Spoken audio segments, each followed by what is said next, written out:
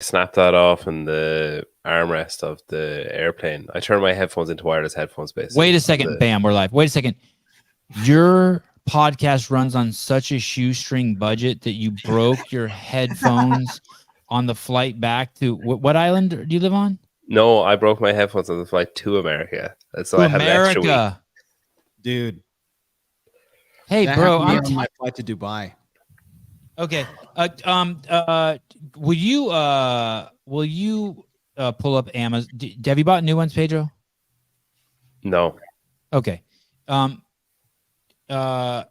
Souza. Yep. Those Rode headphones.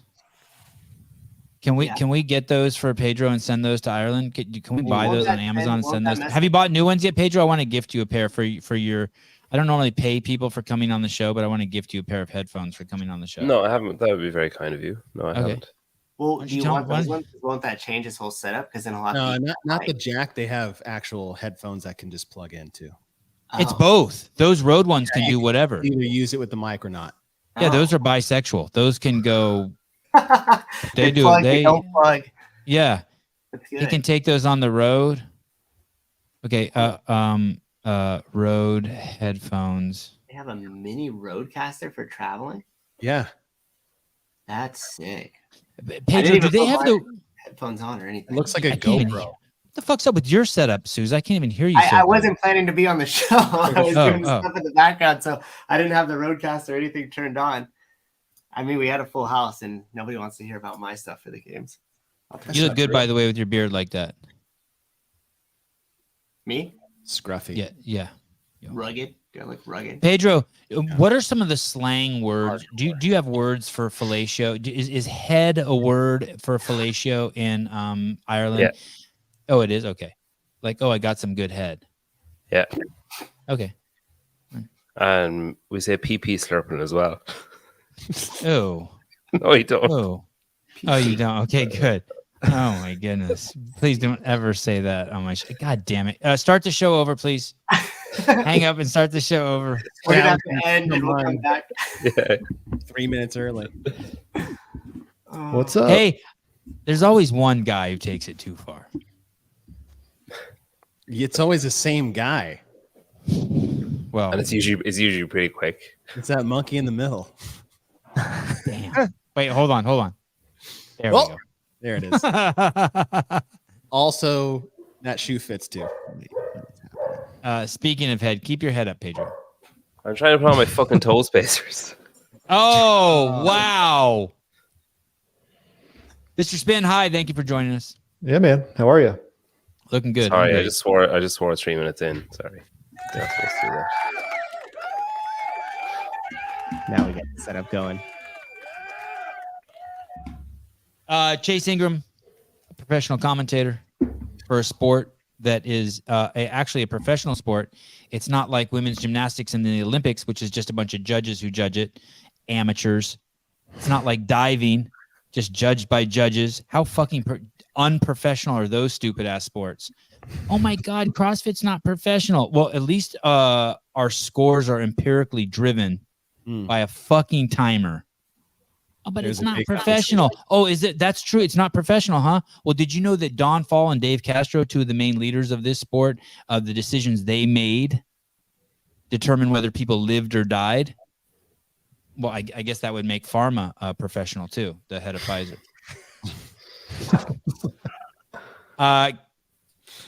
Caleb, hi. Hi. Headphones. Yes. Caleb, just because I brought you in doesn't mean you get to stay. I'll leave. He could stay. I could go. No. Welcome to the CrossFit Games Out. update show. We have one professional commentator. We have, for DEI reasons, we have someone from Europe. We have Mr. Spin, the fastest news source in the CrossFit space. We have Caleb hiding in the back with Matt Souza, the executive producer of the Sevan Podcast. Today we have two great guests. Jessica, I think her last name now is Cahoy. Mm-hmm. We'll find out if I'm pronouncing it right. It's been a while since I talked to her. Last time I talked to her during the behind the scenes, she was a fittest nurse. Chase, what was her deal? She was like the fittest nurse on planet Earth or something, competing at the CrossFit Games. Yeah, I think she had that occupational title. which is pretty crazy to have an occupational title and be at the games, right? These days, yeah. And I ran into her again, and she either has a kid or she was pregnant or both. I can't remember, but she was back by the corrals. I'm like, girl, what are you doing here? And she goes, that's my athlete. And I'm like, holy cow. And it was Ty Jenkins, a young man that Brian Friend had pointed out to me, who is a complete savage. So we have her on the show today to talk about the CrossFit Games, what it's like coaching, what it's like going from a pro CrossFit athlete to coaching a kid who looks like he's going to be a superstar in the sport. And then also, of course, we have the great Colton Mertens. I feel like I birthed him myself. I apologize to Colton's mom, but I have some of those stretch marks. And Colton will be on. He prepares to go to Rogue. We will be talking about the Rogue qualifier. I have been bugging the owners of Rogue, Dear Bill and Katie, to try to get one of them on during the Rogue Invitational every night. So hopefully we'll be covering that and harassing them. And then I think invitations for Dubai have come out. And then the climax of the show is Mr. Spin's top athletes in the world. You think the CrossFit Games crowns the top athletes in the world? That is actually not true. That is a proxy. I don't know if I'm using that word right. A proxy. That is a proxy to something that Pedro votes in. Please, Pedro has gotten up in the middle of the night to join us, and so I told myself before I got on the show today, allow Pedro extra talking time. So if you have any questions for Pedro, if you want to see him get to the choppa, or you want to ask him who the queen of his country is or whatever, feel free to pepper him. You can also call in periodically. We'll run this number down on the bottom.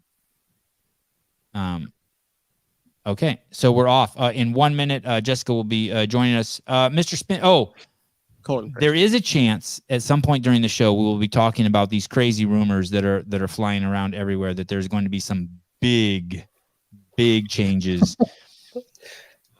at HWPO those rumors. Sorry. At Brute and at Proven. All three camps have some crazy fun rumors. Fun. It's fun. Here he is. It's fun. They're fun. Don't you think they're fun? It's fun, right? We love the athletes. We want to know where they're going. Why are you leaving? What they're doing, who they're doing. Whatever. Yeah. Yes. Hear it all. And we have Mr. Pedro, do people send you rumors to your DMs? Sometimes like questions like, oh, what's this, have you heard anything about whatever? But I never hear juicy stuff. I always have you heard today that Daniel Brandon's moving to Vegas? Have you heard that today? Yeah, some guy living in Newport sent me that a while back. Oh, all right. Mr. Asshole. Mr. Spin. That was in your text message. I told you that, not in your DMs. Mr. Spin, do you get do people send you rumors? Occasionally. Daily? Maybe not as much as some as like the Hiller side of things, but I wouldn't say daily. I think when different competitions kind of come up and things like that, I get more of it. I've gotten some rumors on where the games might be or possibly semifinals next year from people, but not enough that I could go pull another news source and publish something like that yet. Okay. And Chase Ingraham, is that true that the CrossFit Games are moving to Fort Worth, Texas? I have no idea. Liar. You liar.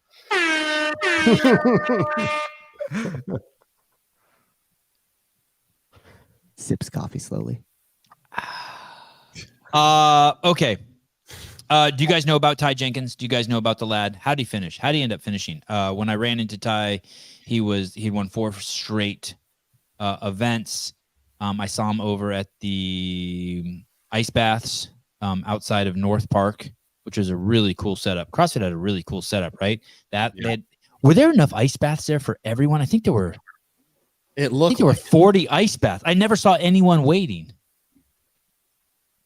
fresh with ice. Oh, I may have been the only one back there. Sorry, I forgot. None of you guys had credentials to go back there, and Chase was actually working. That was a Sorry.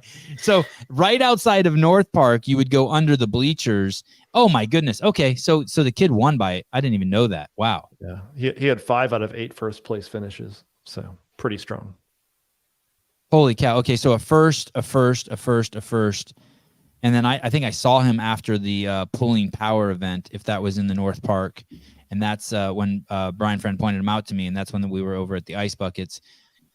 Doesn't even flinch, gets in, talking to me while he gets in. Oh, it's Colton? Colton is here? Yeah, I was gonna introduce him, bring him in, and I thought you were gonna do it, and then I was like, maybe he. Oh, I can't see him. I can't see him. All right. Was that when you said here he is? That was about 10 minutes ago. Yeah, I was like, shit. maybe he's gone. I don't know. I thought you were building something up, so I was like, maybe he's gonna introduce him. I didn't want to step on your toes. Oh no, thank you. Fuck you, Ty. Sorry. There he is, Colton. Hey. Jesus Christ. Oh my. Hi, Colton. Hey. What's up, guys? I thought that was your boy sitting in there hanging in the wind. I'm on a laptop with a little tiny like travel monitor on my left. I didn't even see Colton. He was down low. Dude, you look loose. Oh, you look kind of like you're in a outside of a 7-Eleven, and I'm supposed to see how tall you are as you stand. Yeah, you know what I mean? Like with that line right there. I'm at CrossFit Kilo. Hey, there you go. God, that place is huge. Yeah, it's nice. Hey, Colton, is CrossFit Kilo in any way related to the people who do the websites, who do my website? I don't think so. Who does your website? I think it's someone. Isn't it someone called Kilo, Souza? Because there were a bunch of people sitting at the finish line inside the Coliseum, and they had Kilo shirts, and I kept filming them for B-roll, thinking that it was going to be these guys. Oh, it's the same logo. So are these guys affiliated?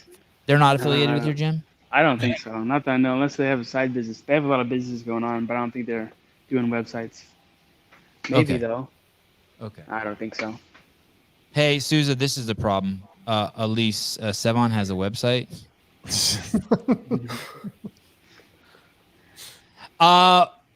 Hey, how are you doing? Fully, when you leave the games, do you need? There it is. When you leave the games, is it like me? Like I'm invigorated when I leave the games, and other people are like, "Hey, did you recover?" I'm like, "Did I recover? I'm fucking pumped."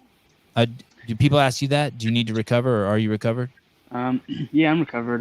There's about 2 days where I was pretty tired and just wanted to relax. So I just did my farm work, worked in the house, and tried to relax a little bit. But then it was like Wednesday, and I was kind of ready to work out again. But I took a full week off from doing any training, and then started doing like one workout a day after that. And now I'm starting to ramp it back up again. And we've got the road qualifier going on right now. So I just did 2 workouts for that today. I just finished the second one like 5 minutes before I got on here.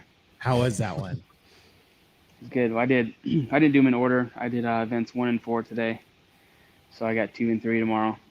I figured these would be the 2 that are the least damaging and easiest for me to recover from personally, just based on my strengths. The handstand push-ups and snatches aren't going to be super damaging, and I didn't think the overhead squat and clusters would be either. So what's the deal with the road qualifier? Is it the same as last year? 15 people are invited and 5 people have to qualify, men and women, so 2020? As far as I know it says at least 5 will get come from the qualifier. So I'm not sure how many they invite or who they invite, or if they do any backfills at all. Yeah, I assume they invite like top 15, and then they take whoever accepts, and then maybe invite a few more people that they want to come, and then after that it's 5+ from the qualifier. Colton, last year I think it was, correct me if I'm wrong, anyone jump in, but I think it was Travis Mayer who somehow had some sort of, and maybe someone else, Dallin Pepper, someone else, there was a couple guys who had an issue with the filming, right? There was just like a minor error and they didn't get to go. You had that too, right? Yeah. Colton? Didn't Colton have it? Oh, you had it, Colton? Well, I think Travis didn't weigh his weights in his video. His submission video didn't weigh his weights. I think he was using road gear and figured it would be okay, but it says you have to weigh it no matter what. And then my problem was one of the workouts was like, I think it was like you do X amount of clean and jerks each round, and the reps go down and weight goes up, and you have some other stuff afterwards. And I think like my first or second round, I did 1 rep too few. So they just stopped my workout right there. So I only got Dang. 1 or 2 rounds in. So that ended up taking me out of qualification. Does that stress you out? Like now this year, are you like, does that like give you some No. OCD? No. No, it used to, but I mean, now I could just try and be prepared when setting up the workouts, go over them well, read the standards very thoroughly, and yeah, I mean, if you make a mistake, like shit happens sometimes, but I'm not gonna waste my energy worrying about it. I'll just focus on performing my best. We'll see what happens. You really want to go? It's like, hey, that's an important thing for you to go to the Rogue Invitational. It's very important to go to Rogue. It's probably the most well-run competition I've ever been to in the past, and it's really good exposure because there's only 20 athletes there, and it's a good payout as well. And I believe last year and the year before, they started covering 100% of the athletes' travel, or you got like a sizable travel stipend. So yeah, that's like the main event that everybody wants to go to every year outside of the games, in my mind. I said it was the most exclusive event in the world. Mm-hmm. Yeah, I mean, you could be like a games athlete and still be a long ways from qualifying for Rogue. It's interesting, but makes it very cool. I want to come back to that in 1 second. What you just said. Don't forget what he just said. That was a bit of a brain teaser right there, a bit of a riddle. But I want to go back to what you just said, Chase, real quick about it being an exclusive event. One more thing that someone said on the show this morning, and I didn't see it, and afterwards I was talking with Andrew Hiller about it. Let me tell you how inclusive CrossFit is, by the way, for anyone who thinks that it's exclusive. Let me tell you what exclusive is. Exclusive is the NFL. Exclusive is the NBA. Exclusive is the NHL. These are not that I give a shit. I love exclusive. I love exclusive. I love an all men's club that only billionaire pygmy dwarfs are allowed into. I love it. Don't get me wrong. I ain't shitting on it. I love that we're playing an island that only inbred Irish dudes that eat potatoes are allowed to live on. I love it. What did I do? Nothing. Just want to make sure you're awake. Yeah, I just want to hear you talk. Thank you. But you are not getting into the NFL unless you fucking go to college, you play high school, you jump through all their fucking stupid little hoops. You're not going to the Olympics unless you jump through all their stupid little hoops. Anybody can become the fittest man in the world in what is the premier crown for fitness on planet Earth, hands down. Everyone knows, shut the fuck up.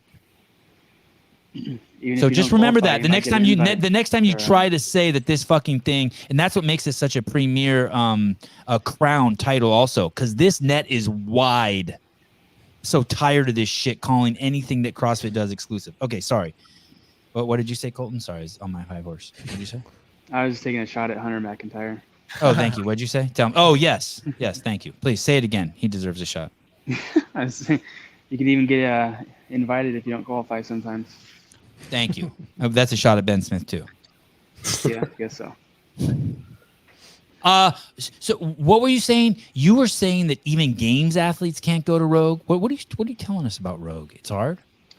Yeah, I mean, it's more exclusive than even the World Championships, which I think is interesting. Definitely don't think it's a bad thing, but it's just most other sports, it would be really weird to see an event where it's like even people who qualified to compete at the World Championships, half of them aren't even going to be able to go. And why is that? Is that something you're saying? It's not something bad, but is that because Rogue's harder, or it's not as well balanced, or why is that? It's in the same family. It's still CrossFit, right? Yeah, I think they're just more interested in showcasing the tip of the spear athletes, and that's top 20 in the world. For their strongman comp, it's even more difficult. They only get 10 dudes, and it's completely invite only. You can't do any qualifier to get into that. So I mean, those guys have a really tough road if you want to come compete at Rogue. You're gonna have to go to the World Championships and then probably place top 10, and then even then you might still have to cross your fingers that you get an invite. Okay, so CrossFit is Toyota. Toyota's good, make a ton of good cars, last a long time. But Rogue is Ferrari. Mm-hmm. Okay. Yeah, exactly. Okay. Not a dig at CrossFit at all. Toyota's a fantastic car. Mm-hmm. Rogue I think the test is a little bit different. the programming at Rogue typically is not just focused on finding the fittest out of those 20 athletes. It's more of a showcase as well. Yeah, I think that's why you have some events like we had the shooting event one year, and you had the log lift last year, and I do some different things like that where it's like I think that's similar with some other off-season events as well, where from my perspective, the programming is not designed specifically with just finding the fittest, but more so putting on a showcase for the athletes and fans, which is not a bad thing either. If you wouldn't have made that error last year, would you have qualified for Rogue? Mm-hmm. Yeah, I would have got a spot. You would have. Pedro, is Colton Mertens going to Pedro? First of all, let me ask you: have you looked at the workouts for Rogue? I have not, so don't feel bad if you haven't. No, just when Chase sent him in that time. Oh, just when Chase? Oh, what? He sent him into the group chat. I just looked. Oh shit! You're on that chat, Pedro. Who added you? I'm just a wallflower.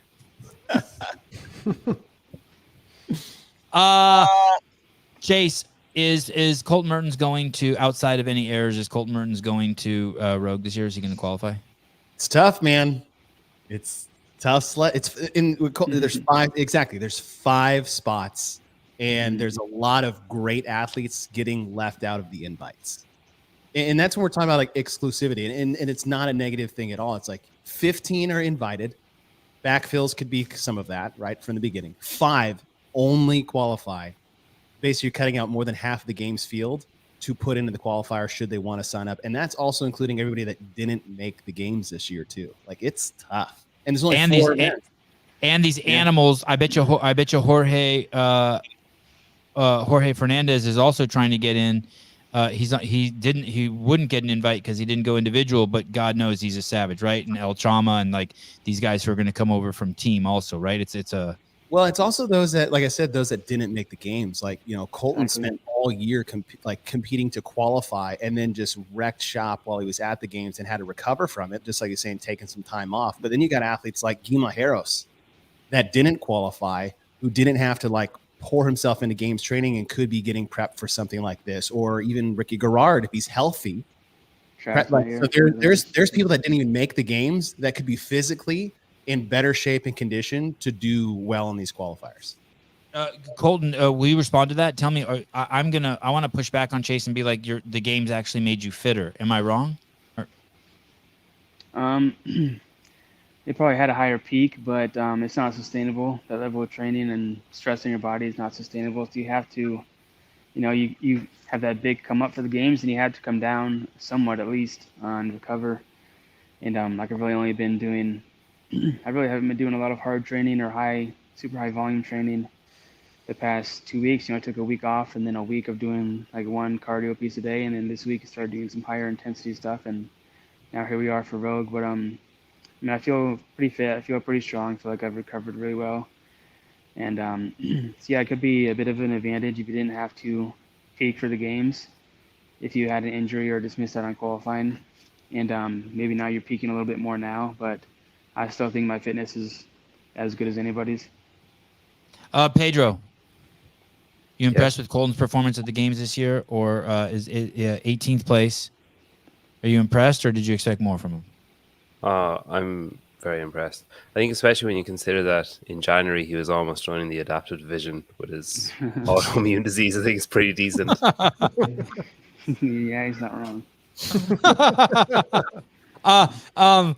Pedro, what do you think? I'm going to ask Colton the same thing. What do you think? Is his confidence higher after the games this year? Do you think that Colton went to the games and he's like, fuck, like he believes in himself more, or less after the games this year? I think if he believed in himself less, he'd be so weird answering this question in front of him. I think if he believed in himself, that's what makes this show good. Just make it weird. Embrace the weirdness. Embrace the weirdness. I think if he believed in himself less, if he didn't think he was on course for where he was trying to go, he'd be being very harsh on himself. I think it was like an impressive display. I think he did a lot of things that people who don't watch this show or who don't follow him might not have expected him to be able to do. And I think he surprised a lot of people who weren't, like, he announced himself to a lot of people, I think, this year. Colton, 2-part question. Do you have more belief in yourself And is that a good thing, or do you think that, because part of me thinks that you need to be you're the kind of guy who needs to be hungry and have something to prove? Yeah, it's kind of like there's these two forces inside of you going kind of opposite directions. But I mean, so my first year of the games, I placed 31st and you're disappointed not to make the cuts. Second year, come back, feeling more confident, ended up doing worse, and was really doubting myself after that. And like honestly, right after the games was just like hard to get back into training. I felt like I was like off course, and it was really hard to have that fire. And then like honestly, that's when Gabe and Paper Street came in and started supporting me, and just like feeling that belief from him and myself really kind of lit the fire again.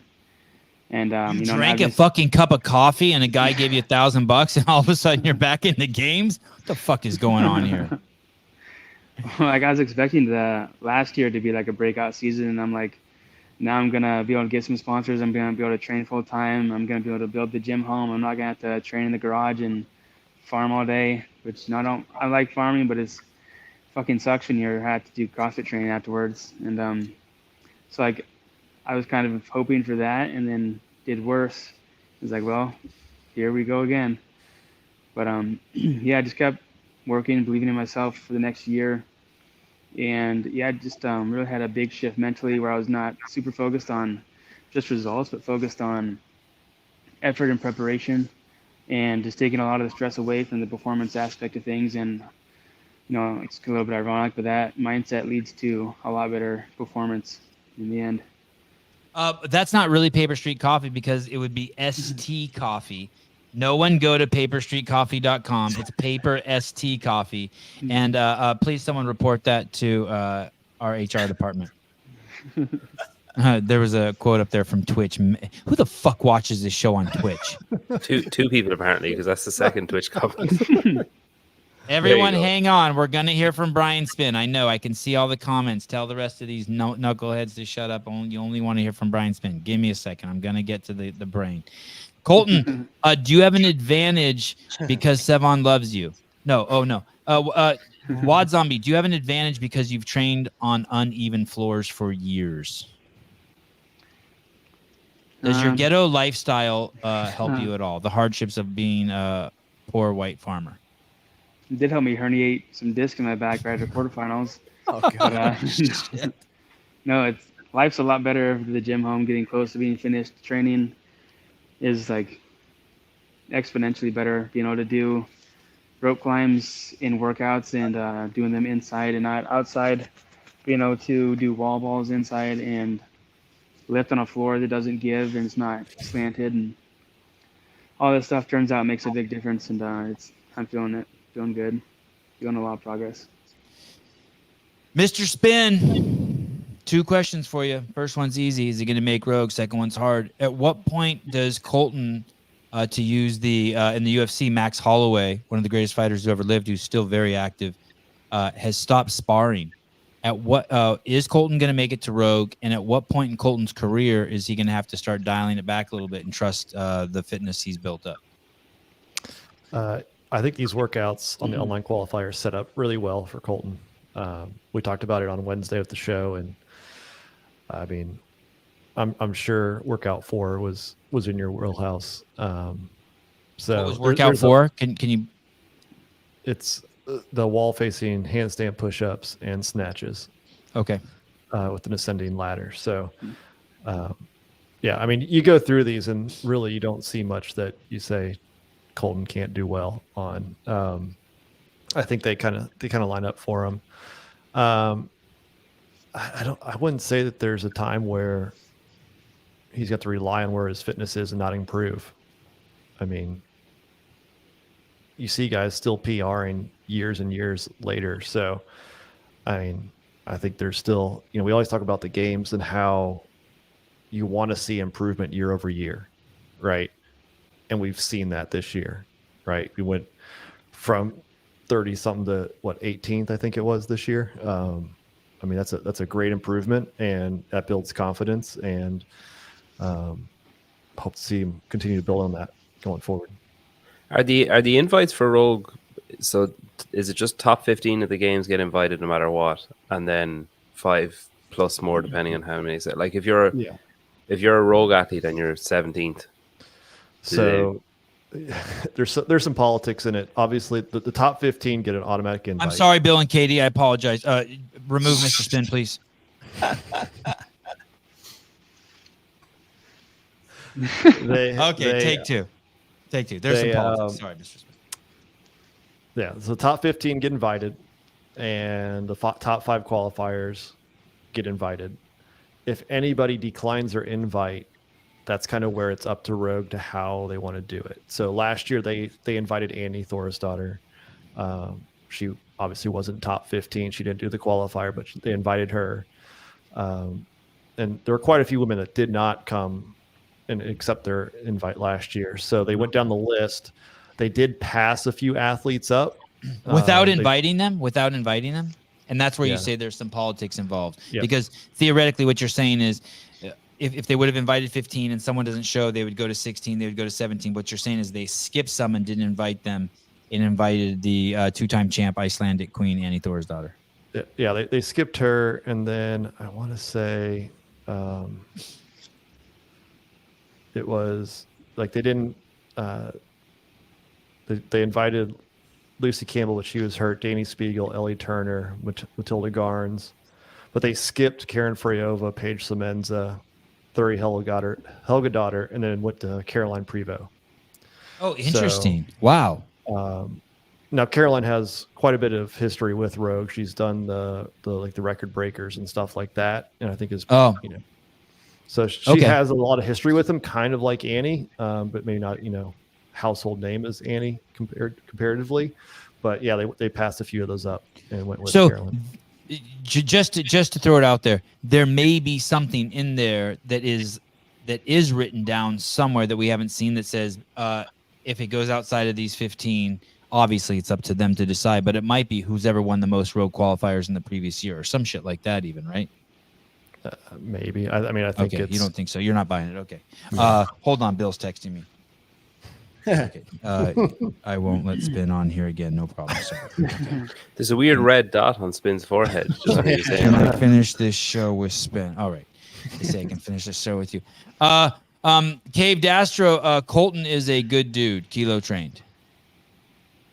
I know one year they invited, I think it was the year they did all 20 invites, and they invited Ben Smith, who didn't qualify for the games at all that year.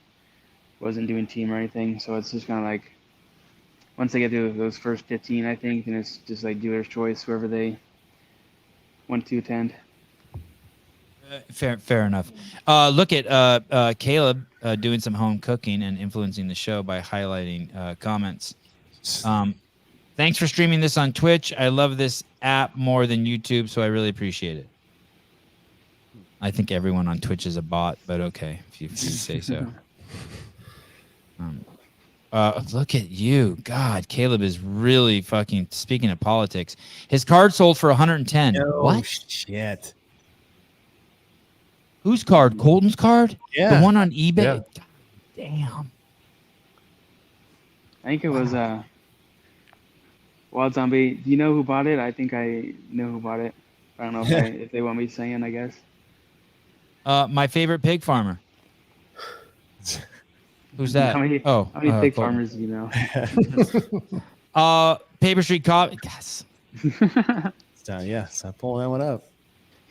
Trish, we love you, Colton. Love you too, Sevan, Chase, Mr. Spin, and that Pedro. But love Colton the most. Anyone? Pedro? I'm all right. It might sound bad. Oh, thank you. That might be sound classier in Irish. What else are you doing? So the goal is Rogue. I really like the way you described it.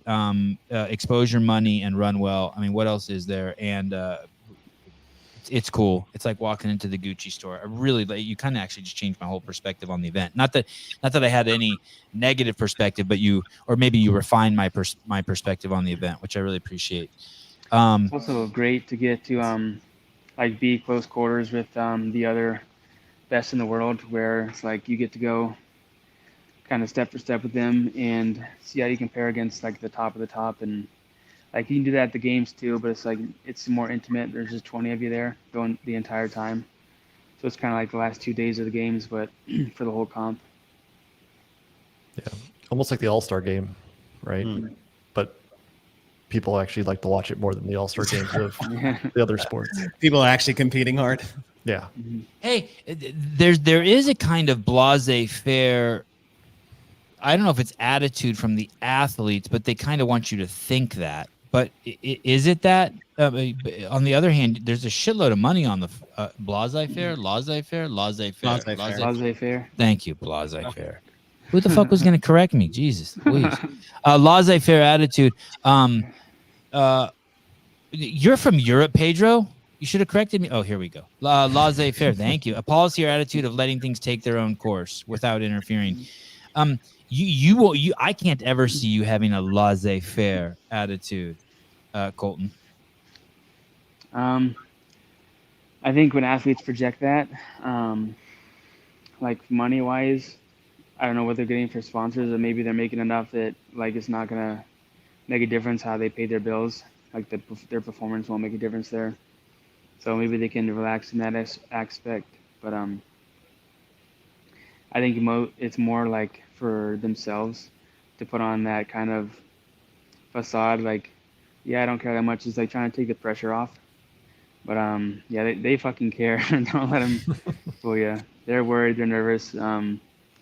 I think, yeah, they care. Maybe if I had to pick one person that like really was honest about it, maybe like Noah Olsen.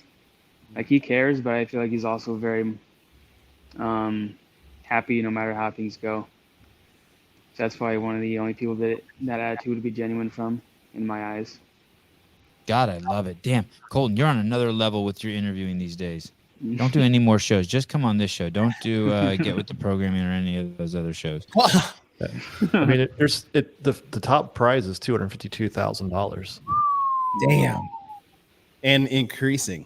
And everybody's guaranteed at least more money than what you do at the games, and you get all of your accommodations, flights, at least compensated in some regard. I think it's one of the coolest things they do. They probably get a cowboy hat or something as well. Like yeah, they'll definitely get something like that. If you don't perform decently throughout the game season, you're gonna definitely spend money to compete. But so it's really nice, like going to a comp knowing you're not gonna have to come back with less money than what you left with. Hey, how much is the pig? How much does a pig cost? Can't buy them. Oh, like an actual pig. Sorry. Oh, you're such a one-dimensional man, Chase. You're so focused. Colton, how much is a pig? Well, it depends if you buy it as a 15-20 pound weaned pig, or if you buy it at market weight, and then the price will depend on the market per pound, and then it'll depend on how much the pig weighs. And little baby pig, the cheapest pig I can get. What's the cheap? There can be a pig that weighs too much. Yeah, you start getting docked if it weighs too much. Wow. It's kind of a sweet spot they want them in. Why is that? Yeah.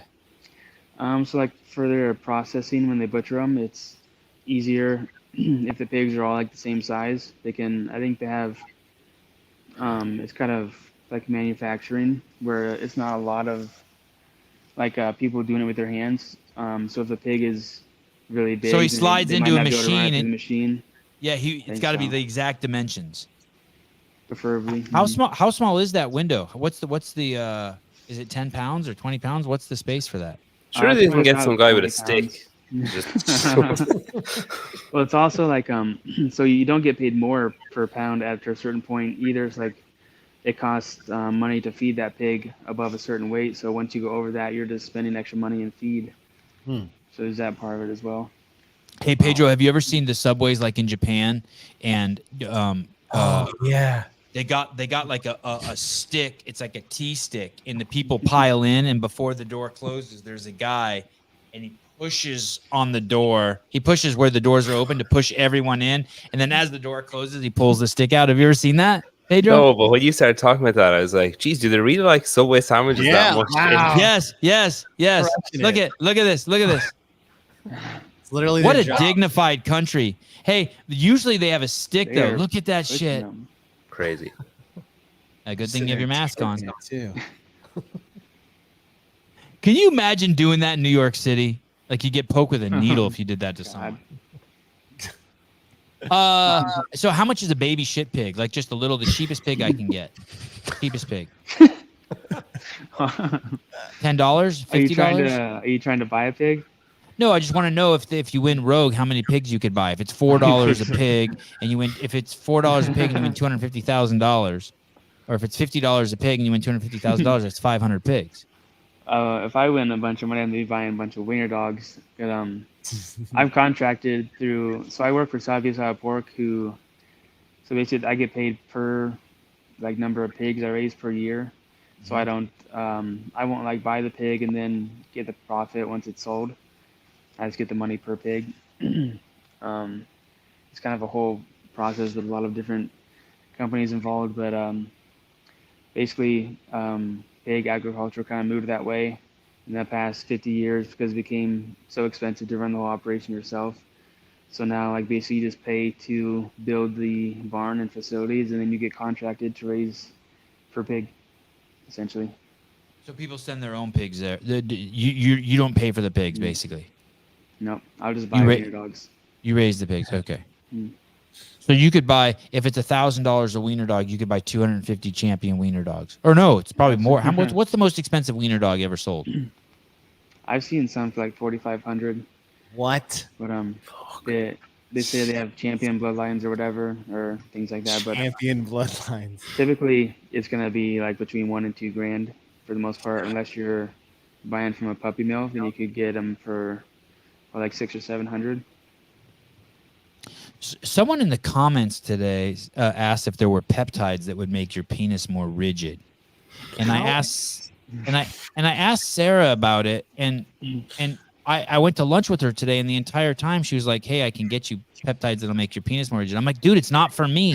It's in the fucking comments, and I want you to know I'm not buying a pig, and I'm not taking peptides to make my penis more rigid. I'm just asking questions. How come those two questions stuck on me? People think I want to buy a pig. I don't want to buy a pig, and I'm not interested in having a more rigid penis. I forgot that California Hormones is Sarah, and I knew that you had Sarah Sigmund's daughter on today. Yeah, so when you said I asked Sarah, I was like, why would you ask her that? I was like, you're getting canceled again, bro. No, not Sarah Sigmund's daughter. God, what? Thanks. I'm glad you clarified that, Pedro. Someone would DM her, "Hey, I want to talk about you." Yeah, I'm just asking for a friend. Yeah, yeah, totally So asking for a friend. someone in the comments to ask. I just like how you got us from A to B, how you went from wiener dogs to peptides. Well, I don't want anyone to think I'm Wiener buying dogs, wieners. pigs. Yeah. I'm asking them the price of pigs for just because I'm curious. It's not. I'm not buying pigs. I don't need a more rigid penis. How's the rigidity of your penis, Colton? Good. Yeah, doing just fine there. Okay, good. I'm only 5'4", and so God put the extra inches somewhere else, I guess. He's a good dude. We have all these extra parts. Where should we put them? I've been waiting months to say that. Had that one loaded in the chamber for years. Oh, that was great. Mr. Mertens, speaking of extra inches, what extra events will you be doing between now? So trying to go to Rogue. Anything else? Or will we see Wadapalooza, Dubai, Crash Crucible? Any of the big ones? If I get an invite to Crash, I'll probably go. I think I missed their qualifier. It was right after the game, so I wanted to do it, but I think it was during my rest week. I'm planning on doing Wadapalooza as well. Dubai, I think they're doing invites only this year, and I don't think I got one. I think they sent them all out already.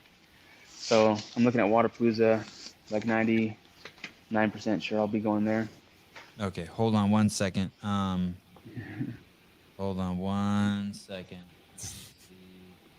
I wouldn't count out Dubai not setting a second list. You calling JR? Good point. God. Let's handle this shit right now. I'm calling Laura Horvath. Oh, dear JR Howell. Wow, look at that. What the fuck is it? Mind reader? Who the fuck is that? It's late for him. Is this Laura Horvath? Laura. Is it Brian? I'm calling Laura to find out if she can call JR. She can call it JR for. Let's see. I'm canceling that Shut Up and Scribble show if he doesn't answer. Hi, you reached J.R. Howell. Shut up. Oh, shut. You should have played it because you probably would have hated playing his voicemail over the podcast. All right, buddy. Thank you for coming on. You the man. Any final words? Anyone want to say anything to Mr. Mertens? Good luck, bro. I'd love to see you in Austin. Yeah. Pedro, hi. Hi. You want to say anything to Colton? No, I like him. All right. Thank you, Pedro. I really apologize for the show being weird. Colton, go ahead, Caleb. What were you going to say before Colton leaves? Called it. Try calling JR again. Okay. You think I had his number wrong? Yeah. Oh, okay. He texted me at the same time that you were ringing him, so I think you definitely had it wrong. Wait, Colton, what order are you doing the last? Hello. Mr. Howell, hi. Yes, sir.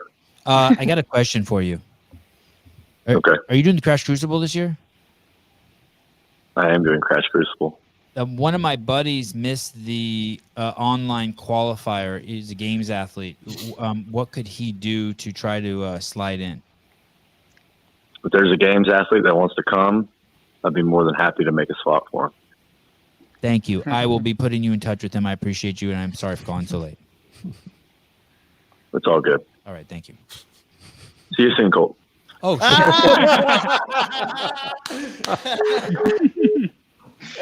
Oh, God. oh, buddy, he was texting Judy too.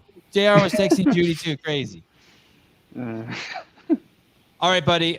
You the man. Thank you for always coming on the show and partying with us.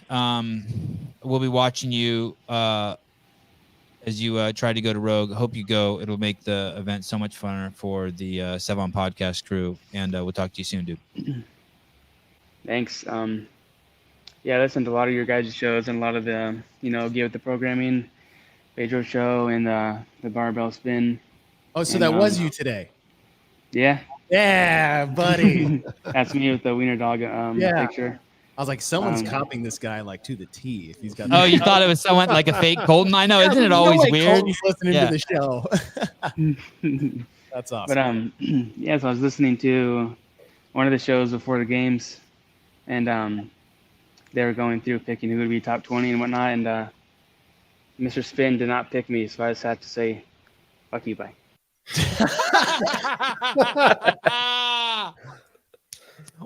Hey, Mr. Spin, what didn't I like? God, Colton's awesome. Colton is coming into his own. Yeah. What didn't you pick him for, Mr. Spin? Making the top 20, making Hey, the I last didn't either. cut. I'll be honest. Oh, for the games this year.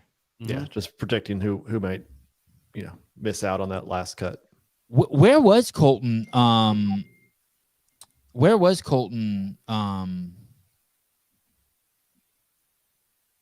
Colton for at the cut? What number was he at? Like when he had to be the top 20, where was he I think at? it was I know like he finished 18th. 13th or 14th. Yeah. Okay. He was 12th at one point. So he had a little bit of a rough day. Yeah. Okay. Yeah, he kind of slid back a little bit. But Okay. that in that area with only 20 athletes, like having an event that doesn't pan out that great for you, like the parallel bar pull, like you take a 16th in that would be pretty good in a field of 40. But when you're 16th out of 20, you get 20 points. And so a lot of people can pass you, especially if it kind of sets up for somebody that's right behind you, like Medeiros was at that point. Miss Cahoy is here, athlete and coach extraordinaire. I want to bring her in 1 second. Remind me afterwards. I do want to follow up. I am very curious where you guys think Colton is in his career. Is he plateauing? Does he still have room to grow? I tried to get one of you guys to bite that the fact that I'm concerned he's going to be injury prone because of his drive. And so I would like to follow up and get your opinions on that. Yolana, I love Colton Mertens' sense of humor. Jessica, what's up, girl? Hi, how are you guys? I didn't realize that. Hey. Full room here. Party. It is a party. Sorry I'm late. No, you're perfect. It's perfect. Easy show. Jessica, you were. I mean, I'm trying to think. I mean, I haven't been to the game. Besides this year, I hadn't been to the games in 5 years. But I remember being in Madison, in the Coliseum. I remember doing some filming with you, and I remember at the time you had some title. You were not only a CrossFit Games competitor, but you were like the fittest nurse on the planet or something. You'd also won the, I was going to say adaptive division, although it could be that if you're a nurse. You were occupational. You had won the occupational games in your category. I was fittest nurse on earth. I think twice. I don't. Maybe I was the occupational winner. If I was, I wasn't even aware of that. So maybe I have more titles than I realize. That's what I meant by fittest nurse. I mean, it's part of the occupational games. It's just that whole category. Yeah. Okay, so you were the fittest nurse. And what 2 years was that? So probably 17 and 18, I would think. Okay. And then I not a nurse. So. And you're a mom now also? Yeah, and one here and one. Oh. And how far along are you? I'm, gosh, I should know this, right? 15 weeks. Crazy. Oh, congrats. Thanks. Nice. Am I echoing for you guys? You are. Do you have YouTube open? Maybe. I had little baby bum on for the 9-month-old. Okay, is that better? Yeah, it's good. Hey, that's five parents. One show, 5 parents. Let's go. All of us are parents. Some better than others. By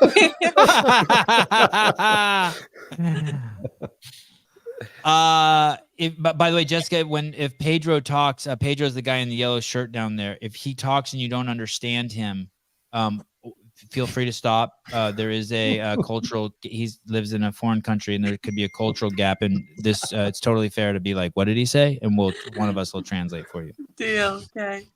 Okay. So you were a CrossFit Games athlete, and to be fair, although you were one of the fittest human beings walking on the planet, I do remember you being there. I'm digging into my memory, but I remember you being there and being like, "Holy shit, this is nuts. This is on another level. Like, holy crap." Yeah, I mean, so I competed individually twice, and I was always in the bottom of the pack. Like, so for me to look at the top 10 athletes, I understood that they were like a whole different animal. And I was like, I don't think I'm ever going to be a top 10 athlete. I respect it. I'm like, those girls, like, I'm good. Those girls are amazing. Pedro, this is unfair to ask you this, but I'm going to ask you anyway. How many tiers do you think there are? Let's say, could you bring up the leaderboard for the women just so we don't, and we'll take a stab at this. How many tiers, Pedro, do you think there are? How would you categorize at the games? I'm not talking about in the totality, but how many tiers would you think there are in terms of athletes? Like, obviously, it's not empirical, but just how you might think of it. Well, I think there's a tier that can win the games. Okay, so like they're kind of on their own. Yeah, then there's a tier that can podium, but not win. Okay. Like they might finish third to say 6th or whatever. Then there's like top 10. Then there's the bubble outside the top 10, so like to 14, 15.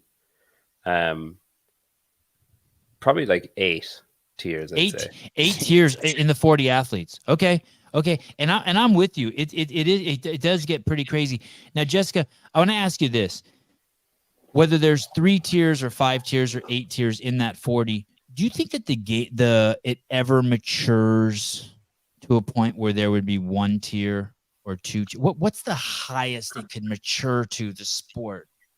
So I was going to say, it's getting to the point where you had some really amazing athletes in those bottom heats, this year, last year. So it's definitely getting there. But when I competed in 17 and 21,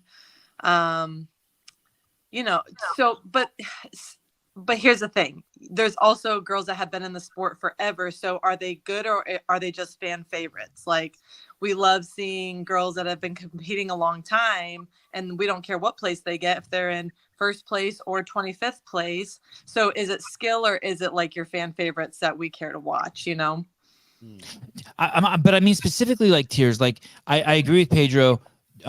Tia's in her own tier. Yes. Fraser's in his own tier. Yes. Like they're literally in their own fucking tier. Yeah, there's definitely tiers, but so I think and I do think there's something to be said about experience in the sport. So like as long as there's new athletes coming in, no, there will never be one tier. You will always have multiple tiers, and it's very obvious. Like the girls that are in the first heat don't even touch the girls in the final heat. Like there is such a difference. And that's going to be the nature of the sport forever, you think? Yeah. Just like in the NFL, it's been around fucking for a long time, but there are like two quarterbacks who are like, holy shit. Yeah. Okay. The question I have is, do you know which tier you're in? I was on the bottom tier. I was not. I am totally willing to admit that. No, I looked at the top 10 girls and I was like, it was unbelievable how amazing they were. And I knew how hard I was working. I knew the sacrifice I was making, and so maybe that was just natural ability. I'm not like a very talented athlete, but I'm a hard worker. So maybe these girls just have the natural talent plus the work ethic, and that's what makes them a top 10 athlete. That being said, I want to reiterate, you have this net, and I would put it up against any sport in the world, any competition in the world.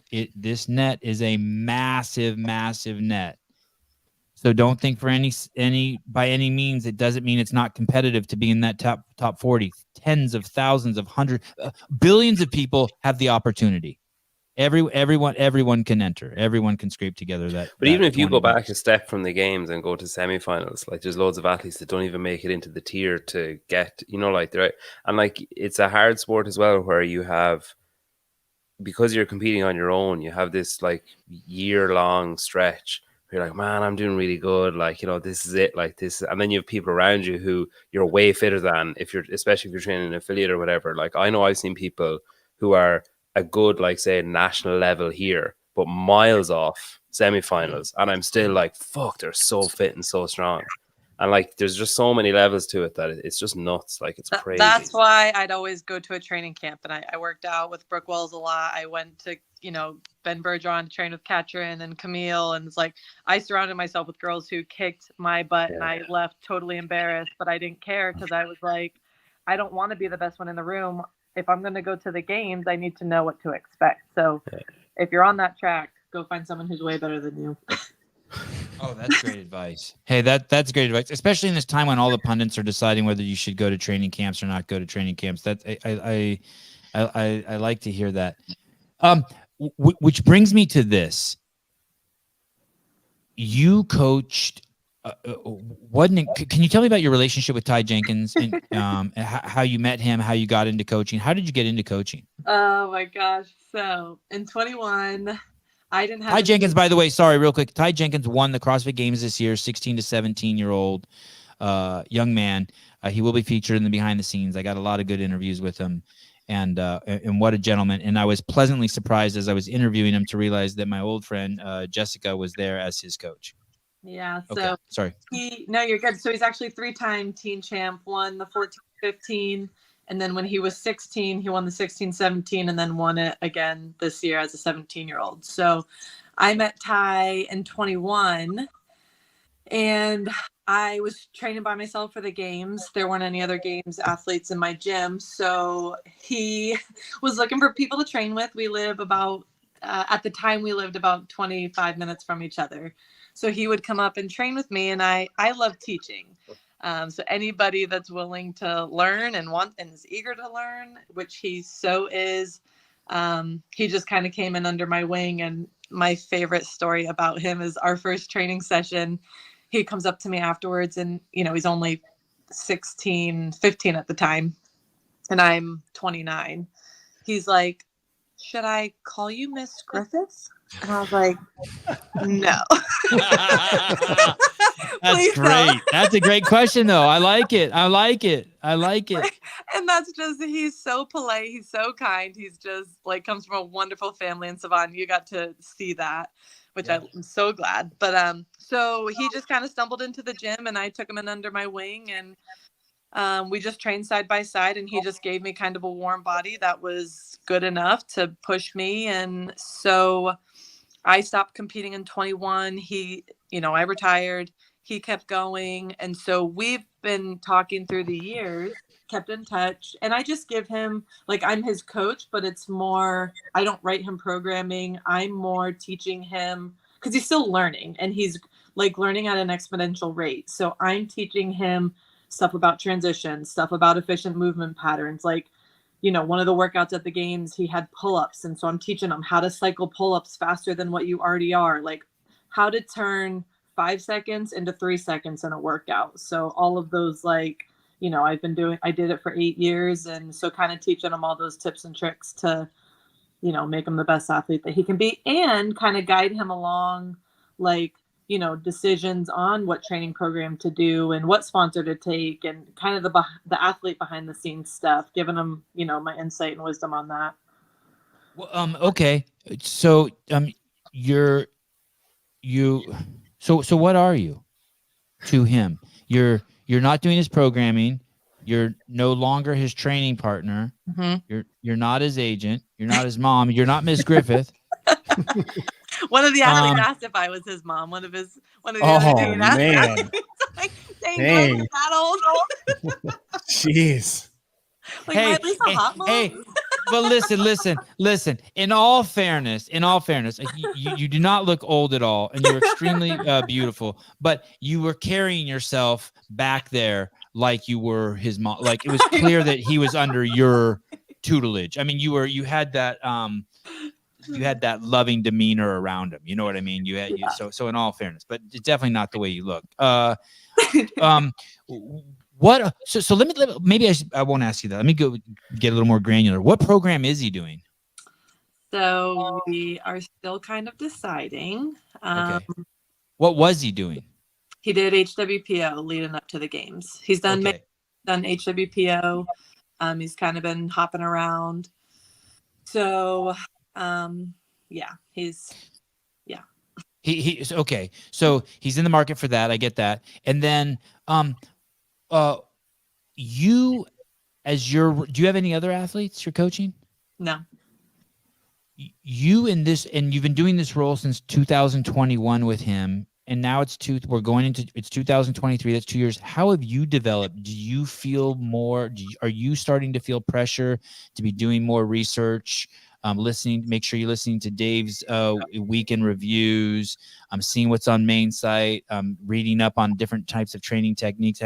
Are you feeling this pressure? Like, oh shit, I need to maybe up my game. This kid's gonna need. This is a full on rocket ship. I need to build a bigger base for him to launch out of, maybe. So, you don't know what's to come in the future. I do think and know that he's going to have a bright future in the sport so long as he stays healthy. So I feel like my game plan is I want to give him everything I have to offer. And once I feel like I've given him everything that I can, I would, love to hand him off to somebody that can offer him more.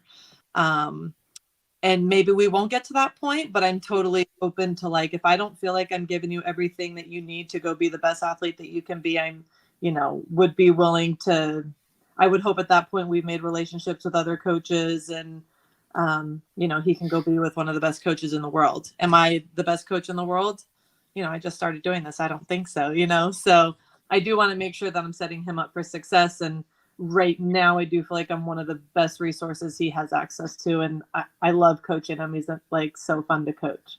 So getting the pressure. I'll be honest. I told him. I said, don't follow the media outlets. Don't follow all that malarkey, because it's just going to get in your head. I never followed them as an athlete. Keep your head down. Like, Matt Fraser hung out in his basement, didn't talk to anybody, and just grinded for years. That's how Ty, his mind operates. He's a hard worker. And that's kind of my approach with him right now is like, dude, like, your strengths are still mega holes in the men's division, the RX men's division. So, like, you don't need personalized programming. Every area of you needs to get better. So put your head down, work like I know you know how to, freaking grind this year and see what we can get out of it. There's this I wish I could remember the lady's name, but there was this lady, God,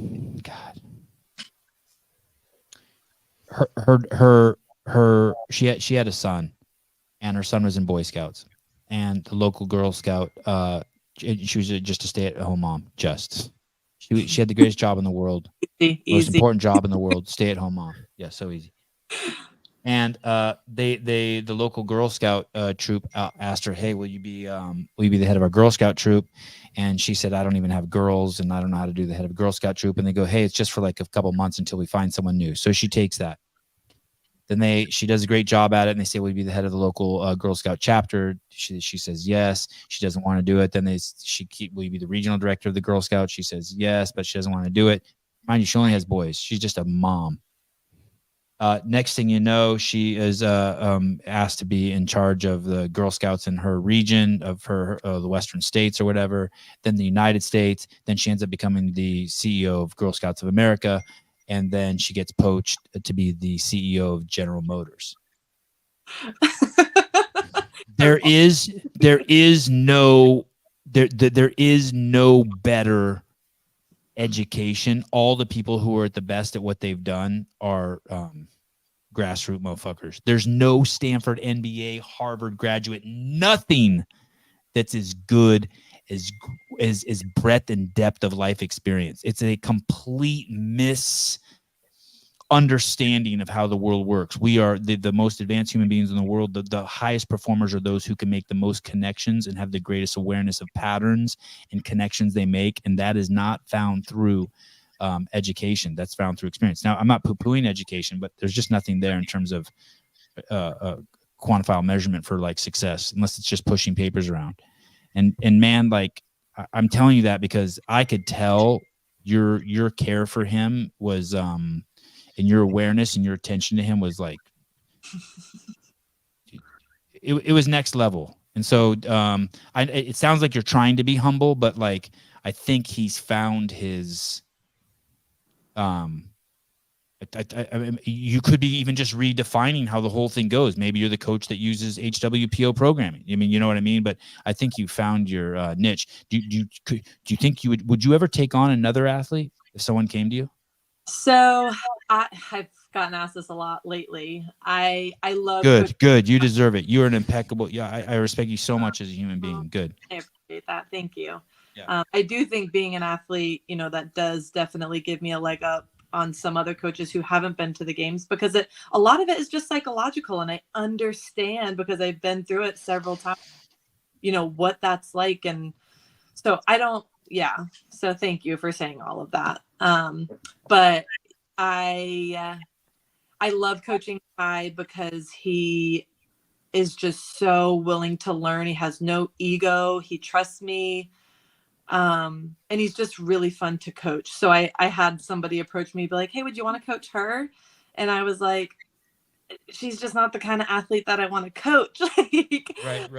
Ty's awesome to coach. So, and it just works. We're close proximity wise, and we've built a really sweet relationship over the last 2 to 3 years. And so I don't know. I don't have any plans to. I really love focusing on Ty. And again, I've got a baby husband and another baby on the way. So my plate is kind of full. So right now, no, I don't have plans to coach anybody else.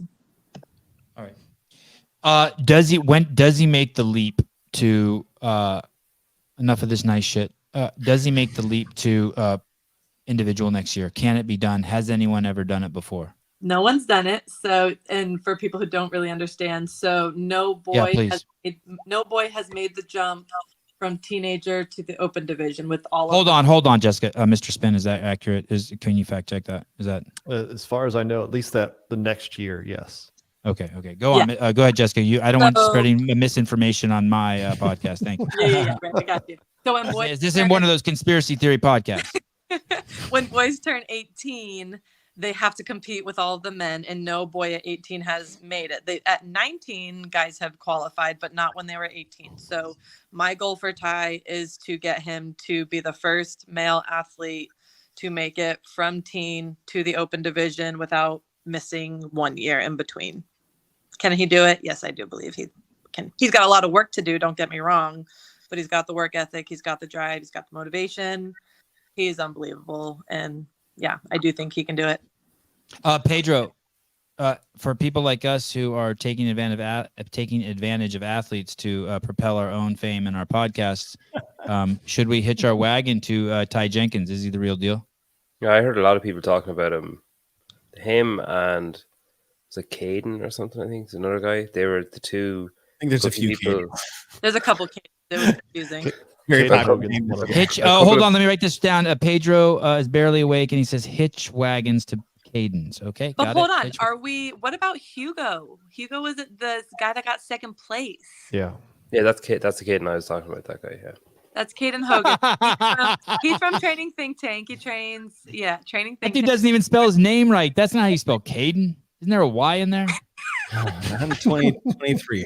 Yeah. There's probably an X somewhere. In I was going to say, it starts with an X. That's the best part. But the X is silent. Yeah.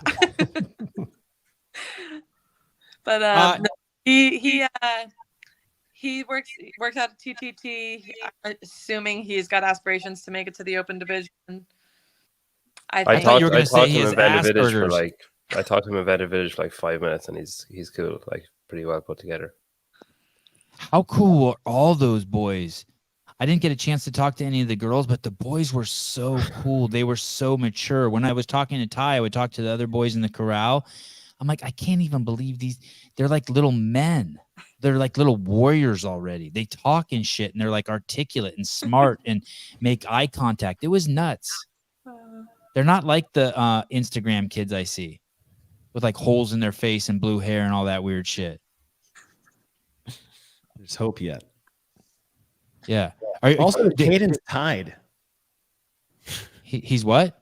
They tied in points. They tied in points. Oh wow.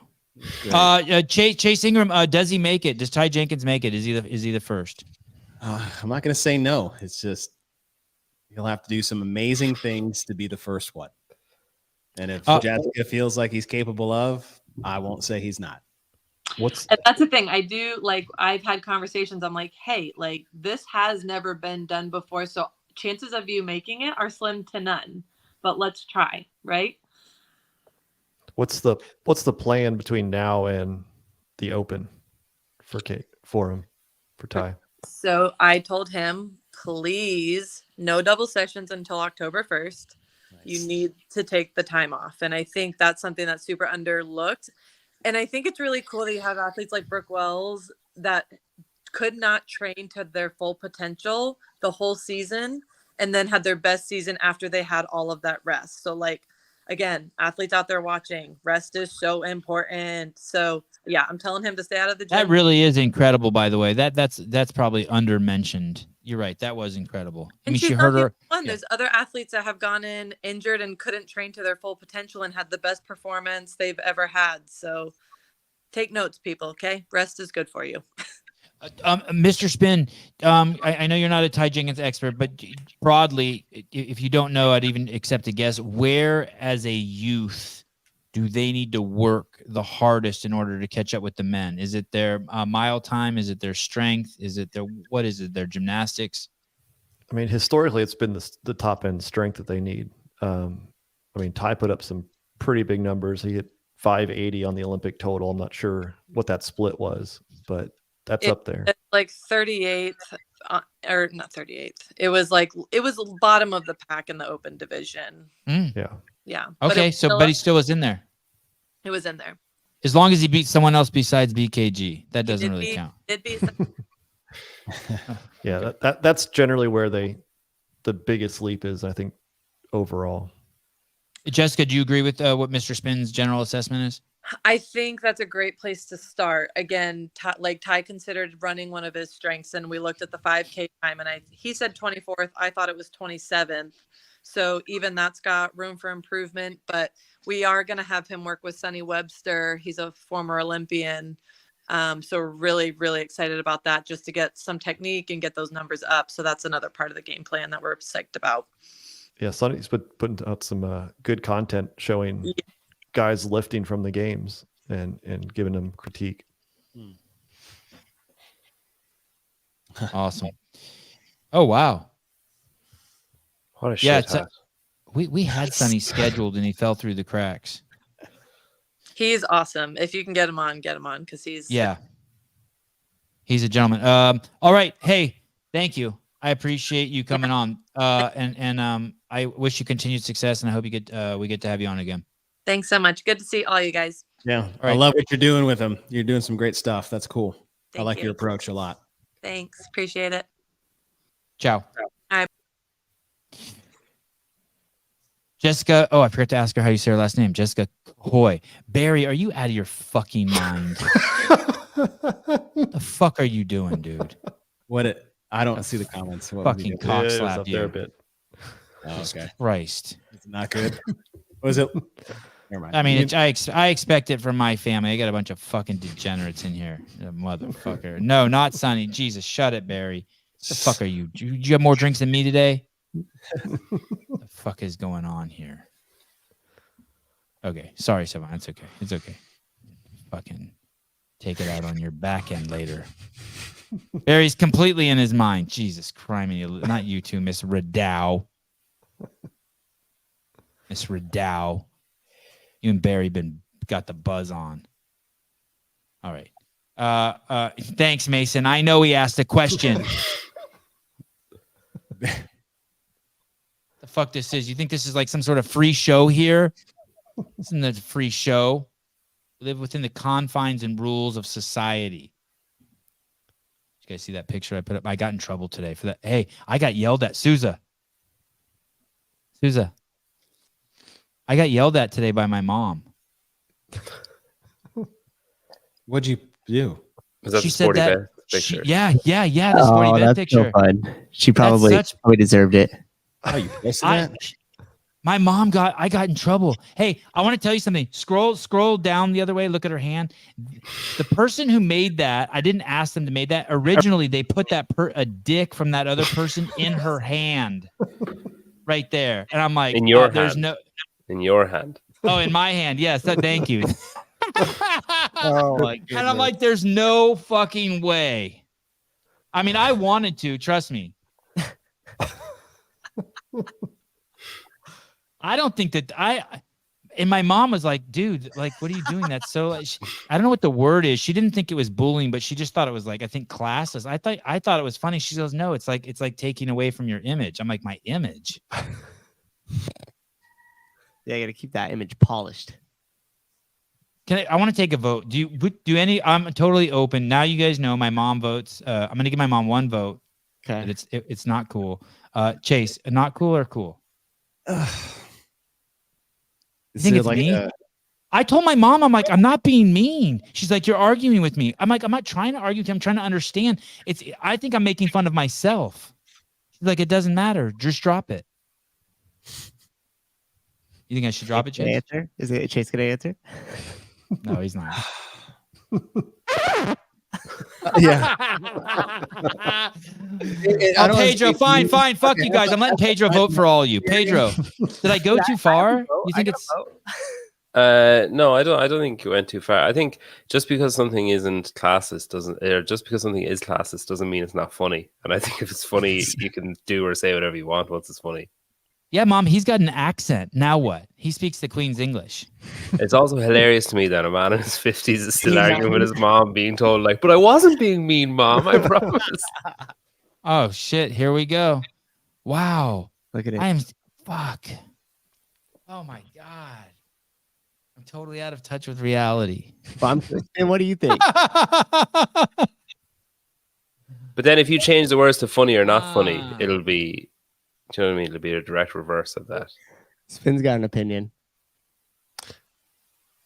It's not mean. I think everybody just gets offended easily these days. I put up a story yesterday about something I saw on Twitter. Somebody forwarded me. It was a firsthand account. There was some Somalian guy that was trying to rob a woman at knife point, and three guys and a CrossFit chick, in quotes, pinned him down.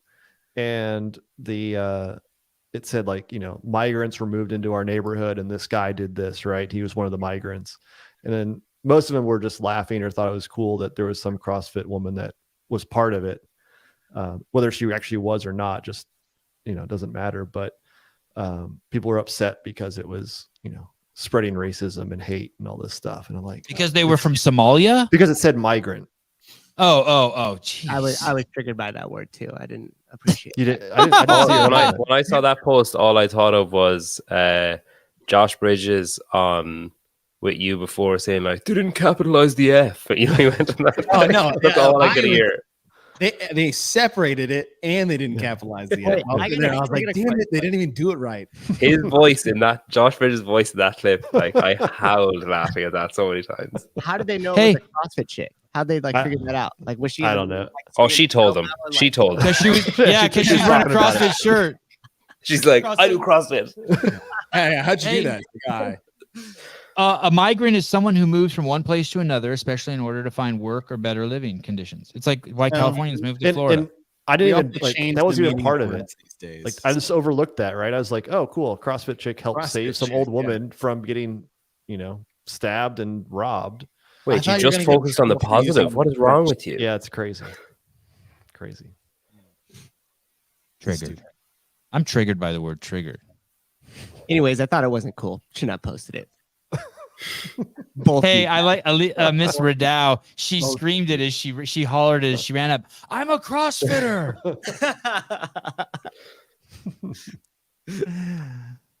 Someone needs Superman needs to say that every time he takes off. I'm a CrossFitter. Okay. I do that took more time than I thought. Damn it, Colton and Miss Cahoy. I do How long are want you to bring supposed to wear toe spaces for? Is there like a limit? I feel like you have passed the limit. Yeah, No. you should permanently keep yours on from the story you told about how you took you about 15 minutes to get them on. Oh, the first like 10 minutes of the show, I was putting them on. It's a 1-to-1 ratio. If it takes you 10 minutes to put them on, you got to wear them for 10 minutes. I've worn them for an hour and 20. You're fucked. Too far. Do you guys want to? So here we go. We could talk about rumors. We could talk about it's all sorts of crazy rumors of shit. I'm hearing. My wife would like you guys to talk about rumors. When Jessica Maybe said sending text after saying that on the air. when Jessica said, "Oh," and I was asked like, "Would you like to coach her?" I was so close to being like, "Wait, Danielle." Someone asked about Danielle. So I'll tell you the rumors, and I have not confirmed any of these, but I have been digging around, and other people have been digging around, and the rumors started off pretty wild. The rumors are that two proven athletes, big proven athletes, were leaving Proven, and that a coach was leaving Brute, Florida, and several athletes. I cannot find out what exactly is true. And one of those athletes was supposedly moving to Las Vegas. So, who previously lived there. But I can't get any of this shit confirmed. And well, I also want to say this. So, since I think didn't Danielle Brandon like something on here? Let's talk about that real quick. What happened here? Okay. That comment, who hurt you? Why are you like this? Who hurt you? Is that person really angry at Hiller? Is that like a dig, or are they being funny? I think it's they're being funny by their second comment. Together we can overcome generational trauma. Just a good dude. Here's the thing. I think that there was some comment someone made somewhere about Danielle. There, that one. Back up. At the purple logo. Yeah. Okay, so this guy Brady Lynch says she's still following Torres. I don't see her leaving anytime soon. And then if you go to the likes, Danielle Brandon liked it. This is deep research. I like this. Okay, which fuck, it's our whole premise for existence. You don't follow Danielle, so does that mean you're moving to Vegas? God damn, she got 704,000 followers. Hey, dude, those are real followers. Engaged followers. Yeah. Not only are like most of those people perverts, but they'll also spend money. Like a lot of these accounts just have perverts on them. It's a pervert's money. Yeah. I just think that they'll do what she says. I think this fucking chick has influence. I got into toe spacers because of her. Just tell me what coffee machine you got. I'll fucking buy one. Whatever. You wear wrist straps? Me too. Okay, so we'll find out more. I don't want to. I kind of am in love with Matt Torres, so I want to be careful. I don't want to do anything fucked up. I want to give him. I want to try to get him on the show and give him a chance to let me like play around with him and talk. I have Dallin coming on Wednesday. I'll ask him. Oh, okay. Okay, perfect. Do you really? Okay, so one of the things I heard about Dallin is one of the names I did not hear. Yeah. I didn't hear Dallin's name or Fee Sagaffi's name. But I've heard a ton of other names, coaches, athletes. In Big Dane, I was talking to Sprague. I'm trying to think. It might be in the vlog or it might not be. I don't know. Anyway, and I said something about because he trains with Cole Sager a lot. So I asked him, "Oh, now that Cole is in charge of ComTrain, like, you know, would you be tempted?" And he was like, "Oh, like he's like he lives beside me, and I like training with him and stuff, like at home." James Sprague was saying that. Yeah. And he's like, "Oh, he lives like right by me." So I, you know, just kind of went over there one day and like said, "Can I train with you?" or whatever. And they get on well, they're friends. But I said, "Oh, well, what does that look like in the off season then? Like, will you just follow ComTrain then, or how does that?" And he was like, "No, Matt will always be my coach." And that was like unless something drastic happened during the games, that would be a big surprise, I think, for me. Jerry Gnomefit, she was just on Invictus podcast and she said she's staying in Florida. NV111, Sevi is obsessed with Danielle Brandon and it's creepy now.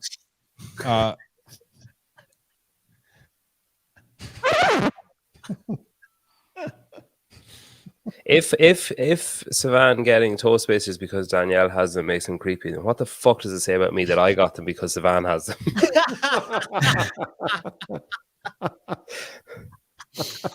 You're the third centipede.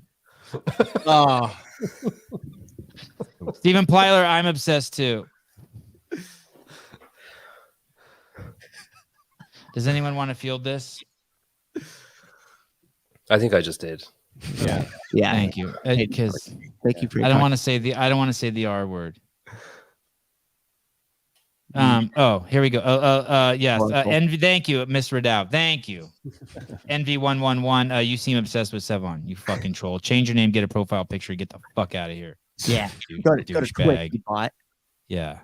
But yeah. Thank you. Hold on. Caleb wants to show you something. Go ahead, Caleb. Thank you.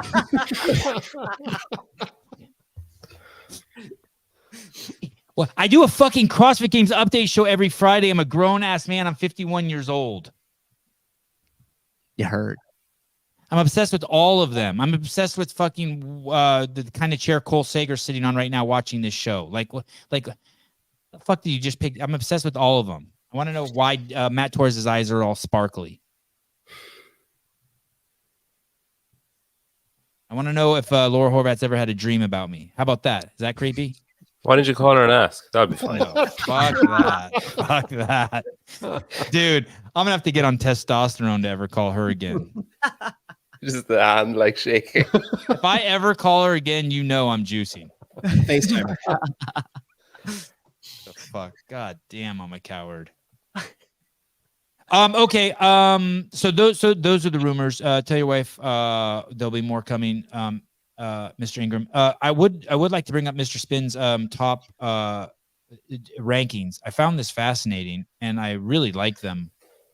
Basically, Mr. Spin, this is like the college football rankings. He takes people who are obsessed with Danielle Brandon and asks them to rank CrossFit Games athletes. Did you vote this year, Chase? This last round? I may have been late with my submission. Oh, okay. I voted. Brian. It's in there. Oh, it did. It did make it in there. Chase made it in. Oh, it did? Okay, Okay. so Okay. Yeah, there are a few that were a little bit late, so I was able to get them in last minute. Thanks. So how many people voted, Mr. Spin? I think it was 19 on the media side this time. So Okay. like a couple people didn't have time or. We're really diluting the talent. 19. Okay. Let's go ahead and bring this up and take a look. Grunler is teaching an adaptive class at CrossFit Inferno right now. Thank you for asking. The spin top 25 media poll, men. Now, what's going on, Chase? We just saw Jeffrey Adler win the games, and Roman Krennikov is on the top. Are these idiots not paying attention to who's the best in the world? No, they're watching the CrossFit Games just like everybody else that was voting for this. So you don't have a problem with that? Week now, so it's yeah, we can talk about it. Did you find this impossible to do, by the way? Like really, so really hard. hard. Oh my God. Like nuts. Every single position, I was like, there's about 6 people that I was arguing with myself. Get past like 10 to 15. I'm like, man, I just got to start just hitting arrows. Well, it's tough because you have to make some people go backwards. Yeah. Right. Or you fill in like your top 5. And then you're like, oh, Ricky, or like you're like, oh, that's nailed in, and then you're like, oh, fuck, like, or the same on the women's side, you're like, oh, what if Tia comes back? Just constant like shuffle. Yep, it's tough. Yeah, you look through it and you do it. You start adding them in. The women's side is I thought much more difficult from that standpoint. But coming right off the games, you have some recency bias, right? You see how they did this year with this programming. And then you're thinking ahead 12 months and you're like, well, what does Jay Crouch do? Right? Like he's never been there before and he has amazing games. Does he stay there? Mm-hmm. Does he regress back? Does Yellow Hostate continue to move forward or does he come back? Is there another Yellow Hostate somewhere? Yeah. I mean, and then you have like Guy Malheiros or Travis Mayer, right? Guys that weren't there for different reasons this year. Cool, man. Hopper. Saxon Panchik. Dang. Is Travis Mayer in the top 5 there? Just asking for a mate if he's. I think he's in the top 5 of at least one person. But I think it's tough because you don't know, like, do these people even make it again? Right? Like, and we've talked about Guy, right? He didn't make it. If he makes it, he probably does well because he has a few home run workouts. But is 14th the right place for him, or does he, finish 20th? Same with like Saxon. So those people that weren't in there that are typically really good athletes, it's hard whether do you say that they're going to reach their full potential, or do you hedge a little bit and kind of say, well, they're going to make it, but I'll put them 20th instead of 10th. But even I feel like I overthought like on the women's side, I was like, oh, I don't know if Mal and Haley will come back this year, so I just left them out. So much harder.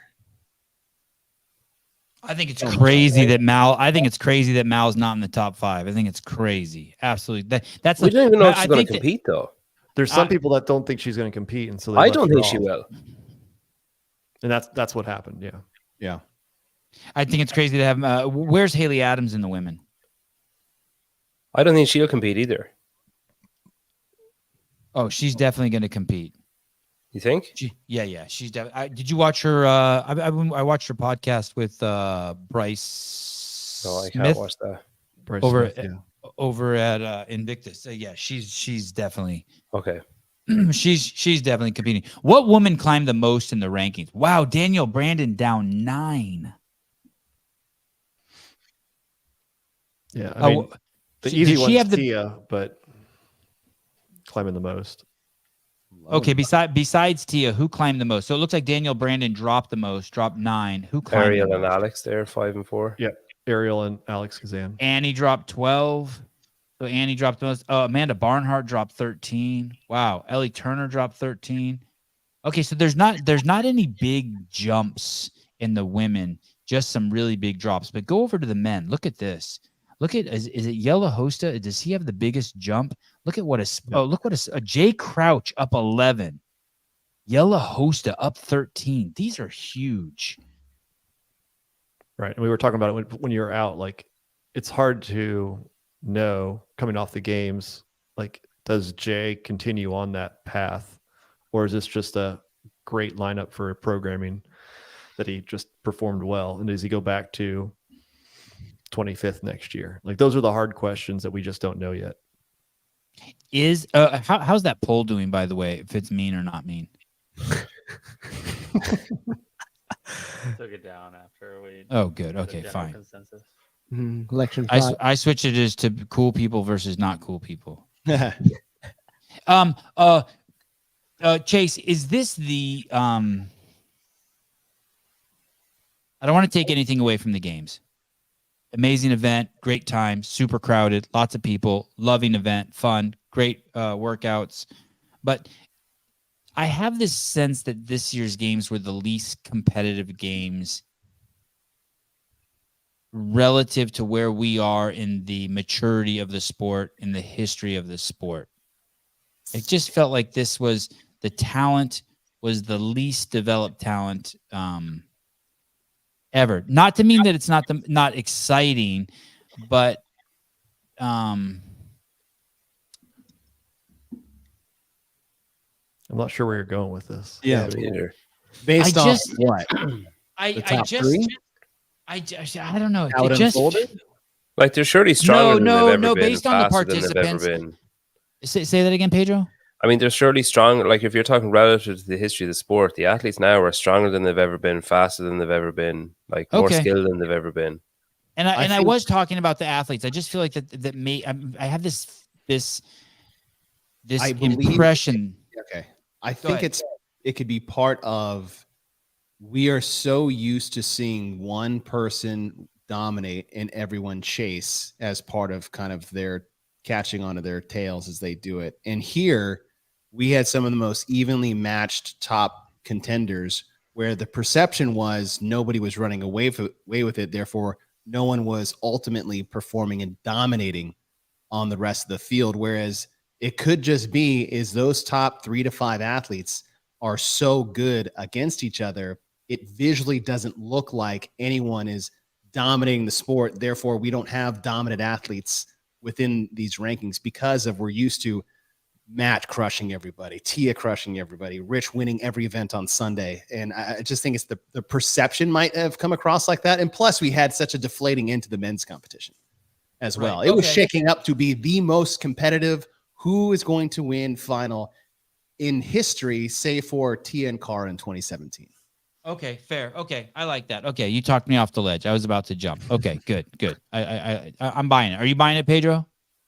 Yeah, I agree. You didn't have to be sold though. You already knew. Yeah, I own the Chase is always right t-shirt.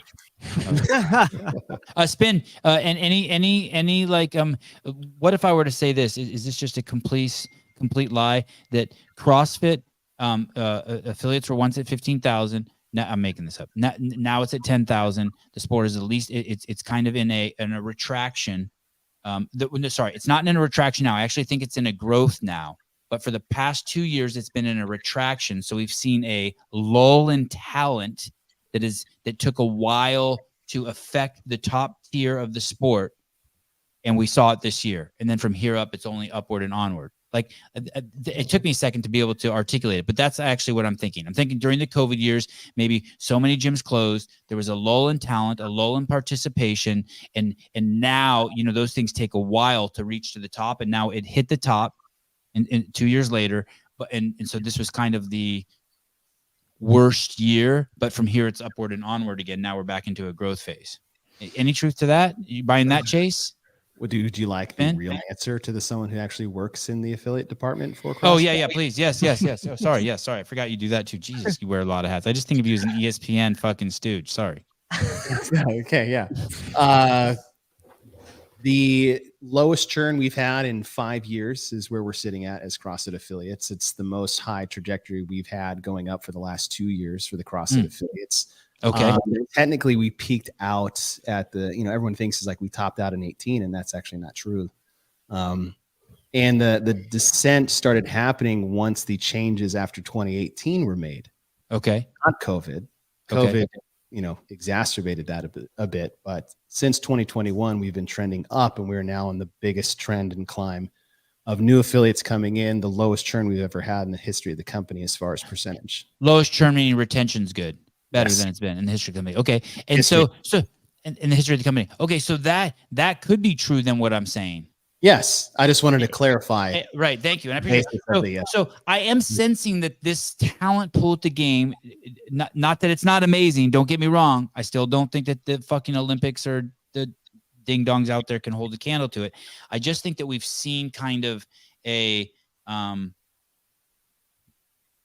we turned the water off. It took 2 years for the hose to stop turning water. It finally it didn't come out this year, and then now the water's back on, and from here it's upward and onward.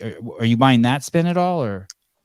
Yes, I'm not sure I would say it's the talent. New talent is completely tied to affiliate growth, but I would say that I think we're starting to see those athletes who might have been interested in starting around that time start to actually make it, right? Like Abigail Domit started in 2020.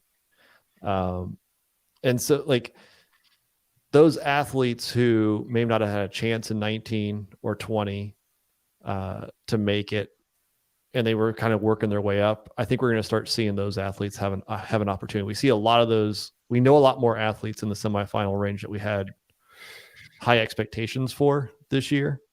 And so do we see them now make that jump next year? Well, So all of this is scuppered when CrossFit changed it to a field of 20 instead of 40. And they could, like when they changed the qualification system, all of these kind of talk of like, oh, new people and, it all gets kind of like suppressed again a little bit for a while, where it's going to be a lot harder to get in and experience is going to play a role and stuff. But then another good thing is like if you have on the men's side, like Chase is saying, we missed out on that race at the end. But if you have Ricky coming back in and a fit Roman, you've got that next year. If you have Tia coming back in and her and Laura are duking it out for an entire week, like, there's definitely going to be, I think what Sevan is saying of like, oh, will we start seeing the culmination? I think next year you'll see it when there's hopefully a fully fit field on both sides. You'll see the benefits of this year plus the history coming back in. The mental health of everyone, great. No draft in the United States, no COVID 65, and no alien attack. Yeah.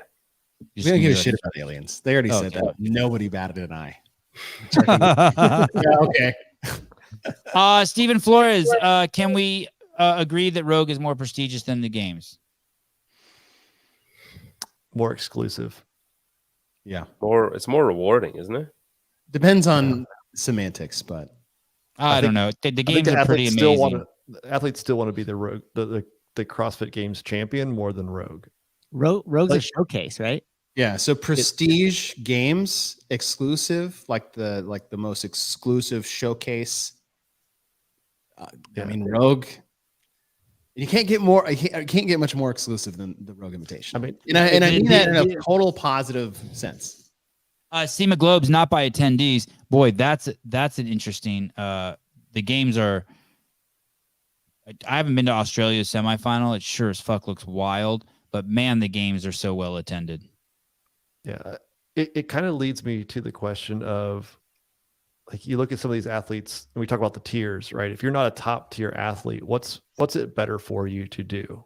Like, you look at Luka Dukic, he goes and competes every other freaking weekend, and pulls a podium spot almost every time, and probably makes more in prize money than half the field at the CrossFit Games in a year. But he's not having that accolade of he'll never be taken as seriously as Lazar because he doesn't qualify. Do you know what I mean? He's always like, no matter how many competitions he wins or podiums or whatever, he's not Lazar because Lazar has been to the games multiple times. Right, but what do you want? Like, do you want to be more popular, or do you? No, I'm just saying the prestige of the. That's the prestige of the games. That's the difference. But that's a good point about Luka. It's like everyone's busy trying to call for the games. He's just going out there just winning these mid-tier competitions. Right. This is interesting. Simile. CrossFit is a Super Bowl. Rogue is the All-Star game. Yeah, that's exactly what I was going to say verbatim, actually. Although that brings in the laissez-faire attitude, I think the All-Star game does have a laissez-faire attitude, and I do think what Colton is saying is true, that that's real fucking money at Rogue. Mm-hmm. Yeah, I think for those that are competing for the top spot, where there's 200,000 plus, or the podium has good money, but once you get down to that 11th through 20th. I'm not sure Sunday you're sitting there going, I need to really push myself at this point. Well, there's also the thing of like I've spoken to loads of athletes who've been to the games, and then the first year they leave with regrets, where they're like, "I was just so happy to be there. I was just, you know, that kind of way." Whereas, like, if you're going to Rogue, you've been around the block. You know, you've been to the games more than likely. You've been to, you know, you've competed at a high level, so you're not going there with anything other than an attitude of like, all right, I'm here now. I need to showcase myself. I need to, you know, you're not going to leave being like, oh, maybe I shouldn't have enjoyed it so much. Whereas I think first year at the games, a lot of people suffer that. Mm-hmm. I wish I was a big enough sports fan to understand this. I said this earlier in the chat. U.S. Open games is U.S. Open. Rogue is Masters. I didn't know what sport that is. What sport is that? Golf. Golf. Yeah. Oh, checkers. Yeah. That's good. Tennis. It's tennis. Doesn't tennis have a Masters and an Open? It has an Open. Oh. Yeah. It doesn't have a Masters. And actually, that's pretty good because like the Open, anyone can qualify. Just if you shoot the right score in a qualifying match to make the U.S. Open. And the Masters, I believe it's just off your worldwide ranking as an invite to that. Yes. Right? The Masters is, I mean, someone would say this, the most prestigious and exclusive golfing event in the world, where the U.S. Open is just as important and popular, but it's just a different way to qualify it. Yeah. And a smaller field at Masters. Yeah. Maybe I'm just biased because I've been around. Maybe it's hard. You have to ask someone who hasn't been around as long as probably most of us have been around, because we've been around in a time when there was no Rogue. It's hard for me to compare anything to the games. I still think the games is it, right? Like that. But I'm not against Rogue buying the games either. Interesting. All right. Chase Ingram, participant at the affiliate program at CrossFit HQ and ESPN commentator. Mr. Spin, fastest. Anyone want to bring anything else up? Sorry, I started the exit strategy. No, okay, we're good. Dubai invitationals have gone out. We didn't get to those. We'll get to those next week. John Young didn't show up. He'll be here next week. Thank God John didn't show up. We don't have enough space for John. He's in the comments. He's competing. He briefly showed up. He's competing for what? There's the BCS Classic in College Station, Texas. It's a pairs competition. CrossFit Mayhem actually has a huge presence with them as well. Actually, I think most of them are down there for it. Really? Yeah. Yeah, it's a really big event here in Texas. Say it, BCS? BCS Classic. BCS Classic. Oh, well, is it being streamed at all? I don't think so. Yeah. See, they're all there. Yeah, I was going to say, we actually talked to a gentleman there. That gentleman there. Angelo's competing again already? I think with Rich. Yeah, Rich has gone down there several years. They also do like a huge fundraiser thing too. Like it's a big deal. Yeah. All right. Oh, Rich and Angelo are partners. Oh, Rich is not married anymore to Hillary? Rich and Angelo are they finally cool. Get them scheduled, Susan. Let's find out how that happened. Yeah. God, look how skinny Rich is. My goodness. Was he on amphetamine? Oh my goodness. Scratch that for the record. All right. Chase Ingram, thanks for joining us. Mr. Spin, the fastest news in the CrossFit space over at the Barbell Spin. Pedro, the funniest guy in the CrossFit space. Matt Souza, executive producer of the Sevan Podcast. Mr. Beaver, behind the scenes, CEO flag, my dear friend, confidant. Man, it makes me look smart, looks up words. Caleb's really good on the shows with just you and him. I just wanted to say that publicly. I said it to him privately, but I want to say it publicly. What other shows does he do? I'm just curious. What are you comparing it compared to the shows? Not at me, because usually it's the three of us. me, you, and Caleb. So I feel like he comes into his own when it's Pedro, just Sevan and Caleb. He comes into his own. To keep that between us. God. Hey, and Susie, you do another podcast once a week, or you have another podcast where you do. So does Chase. All you fuckers have other podcasts too. All these guys also have other podcasts. Jeez, he has two other podcasts. Oh my God, yes, Chase, you wear a lot of hats. Get with the programming and the CrossFit podcast. Sorry, and Susie, you have a podcast. What's your other podcast? It's called Through the Grapevine, and it's about the small businesses of Livermore. And Would not and make Caleb pulls light bulbs out of the U.S. military's ass when they have too much time off. He's a nurse. And Mr. Spin also, Mr. Spin, I think of Mr. Spin's podcast is where I steal people from.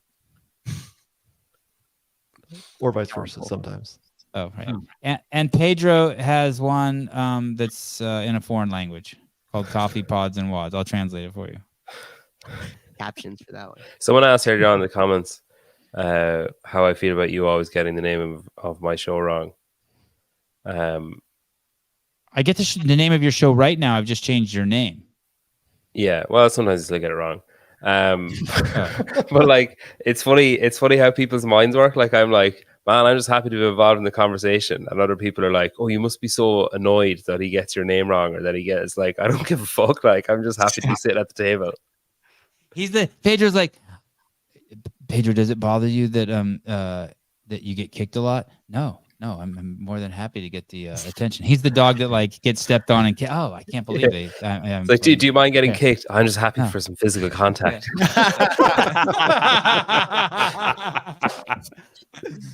Hey, how's your camera? I'm actually using the camera on the MacBook right now. Yeah.